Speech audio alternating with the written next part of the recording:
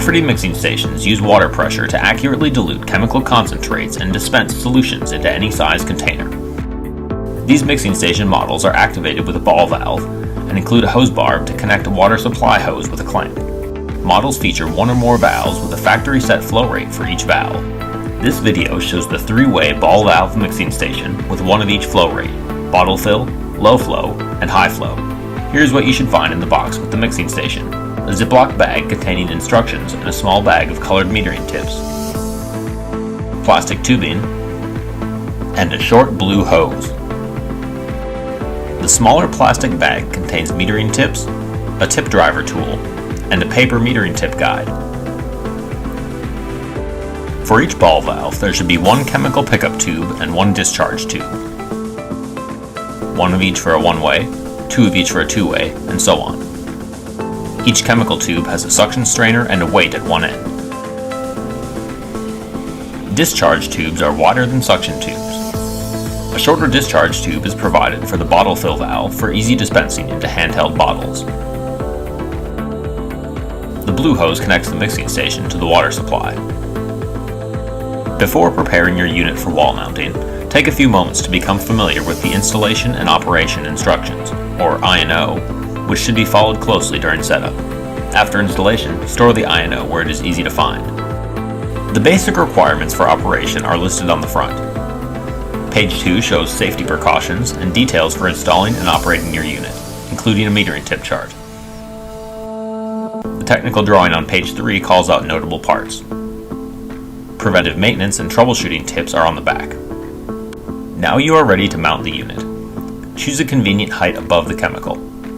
To prepare the wall, drill pilot holes for the mounting screws.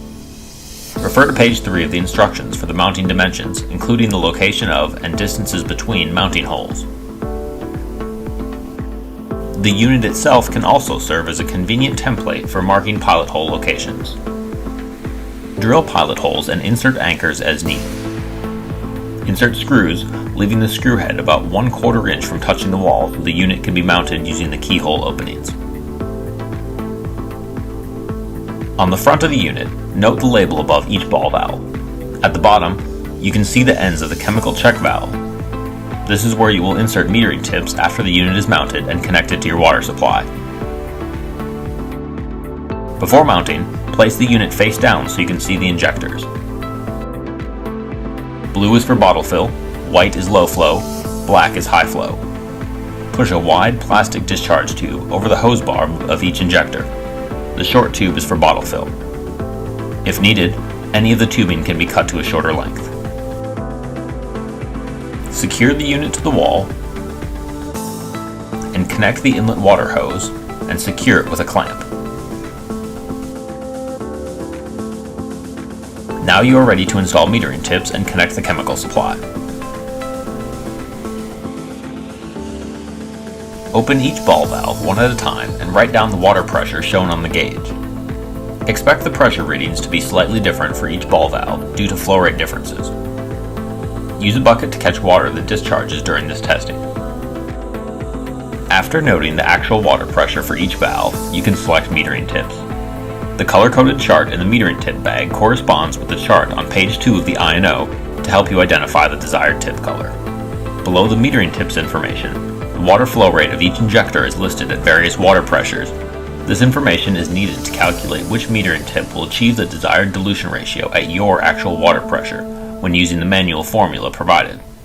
However, you don't have to do any of the math yourself if you use our online metering tip calculator or downloadable metering tip calculator app. Use the metering tip driver to carefully install a metering tip into each check valve. Do not over-tighten or cross-thread the tips.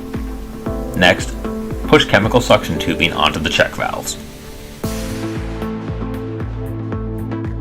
Place the end of the tube with the suction strainer into a chemical container so the strainer touches the bottom.